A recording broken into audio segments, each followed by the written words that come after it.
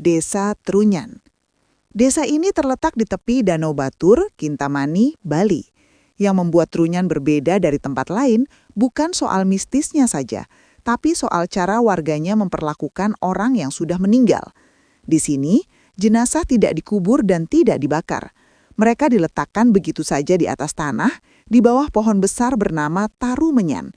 Nama desa ini bahkan berasal dari kata itu. Taru berarti pohon, menyan berarti harum. Pohon itu dipercaya mengeluarkan aroma yang menetralisir bau jenazah, dan anehnya, banyak orang yang datang ke sana memang tidak mencium bau busuk yang seharusnya ada. Tengkorak dan tulang-tulang tersusun rapi di sekitar pohon itu.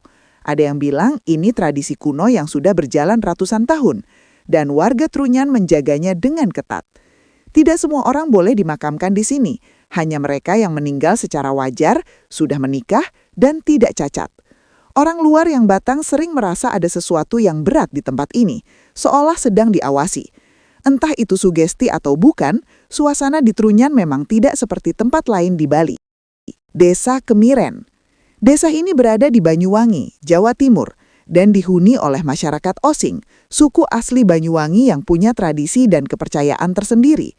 Kemiren dikenal sebagai salah satu pusat kebudayaan Osing yang masih sangat terjaga. Tapi di balik itu, ada cerita yang membuat banyak orang tidak berani sembarangan masuk ke desa ini. Warga Kemiren percaya bahwa desa mereka dijaga oleh makhluk tak kasat mata. Dan setiap tahun, mereka mengadakan ritual Tumpeng Sewu, sebuah ritual makan bersama di jalan desa yang dilakukan sebagai bentuk syukur sekaligus penolak bala. Konon, jika ritual ini tidak dijalankan, akan ada musibah yang menimpa warga. Selain itu, ada kepercayaan lokal bahwa di desa ini hidup sosok yang disebut bajang, sejenis makhluk kecil yang bisa mengganggu anak-anak. Banyak warga luar yang pernah bermalam di Kemiren mengaku mendengar suara-suara aneh di malam hari, terutama di dekat pohon-pohon besar yang ada di sudut desa. Meski begitu, Kemiren tetap menjadi destinasi wisata budaya yang dikunjungi banyak orang. Hanya saja, ada aturan tak tertulis yang sebaiknya dipatuhi siapapun yang datang ke sana. Desa Pontianak. Nama Pontianak sendiri sudah memberikan petunjuk. Menurut cerita yang beredar sejak lama, nama kota ini berasal dari kisah hantu Pontianak yang konon mengganggu para pendiri kota ini ketika mereka baru tiba di tanah Kalimantan Barat. Sultan Syarif Abdurrahman Al-Qadri, pendiri Kesultanan Pontianak, disebut-sebut menggunakan meriam untuk mengusir makhluk-makhluk itu sebelum membangun pemukiman.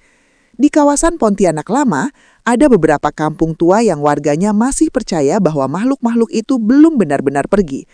Salah satu titik yang paling sering disebut adalah area sekitar keraton dan Sungai Kapuas pada malam hari. Nelayan yang sering melintas di sungai itu pada dini hari kadang bercerita tentang sosok perempuan berambut panjang yang berdiri di tepi air.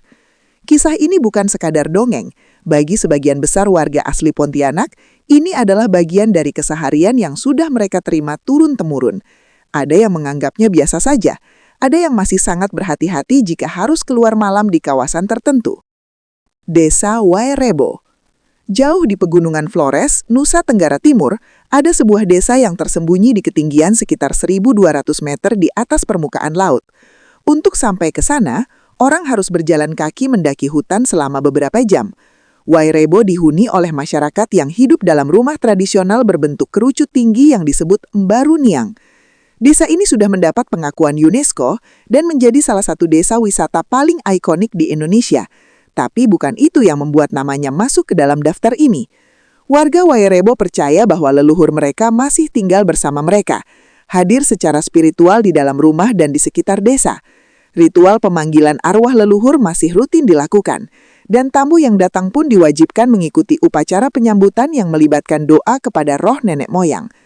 Ada sejumlah pantangan yang tidak boleh dilanggar selama berada di sana, termasuk tidak boleh berbicara kasar atau berperilaku tidak sopan di dalam Mbaru Niang. Beberapa wisatawan yang pernah bermalam melaporkan pengalaman aneh selama bermalam, mimpi yang terasa sangat nyata, atau rasa sesak tiba-tiba di tengah malam tanpa sebab yang jelas. Desa Sade. Desa Sade berada di Lombok Tengah, Nusa Tenggara Barat, dan dihuni oleh suku Sasak yang masih mempertahankan cara hidup tradisional mereka.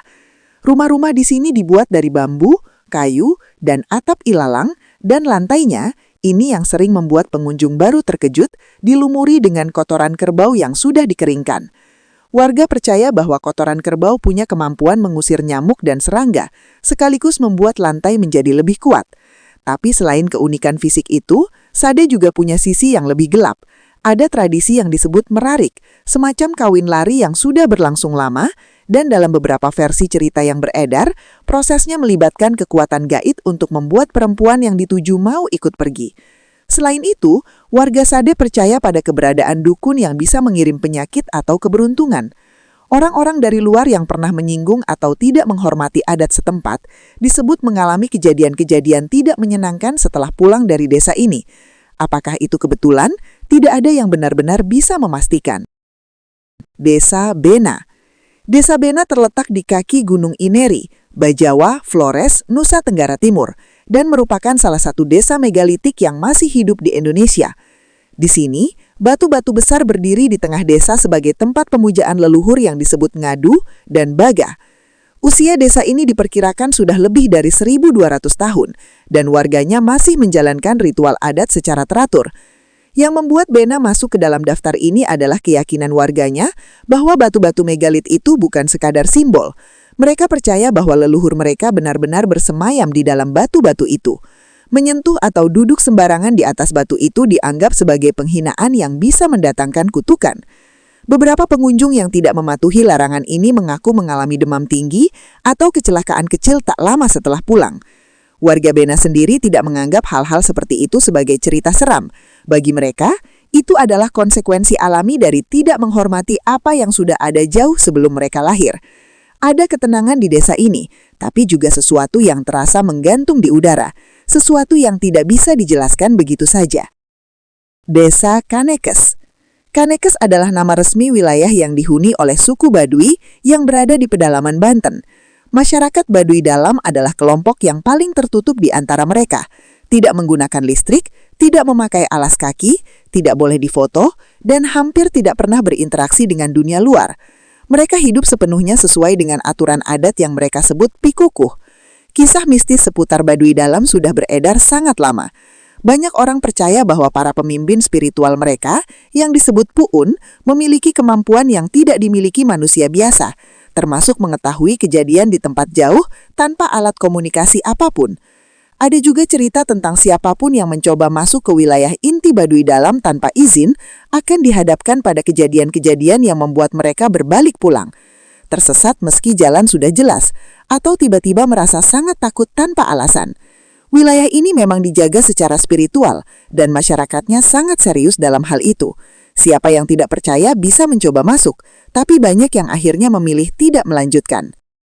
Desa Penglipuran. Penglipuran sering disebut sebagai salah satu desa terbersih dan terindah di dunia, dan itu memang benar.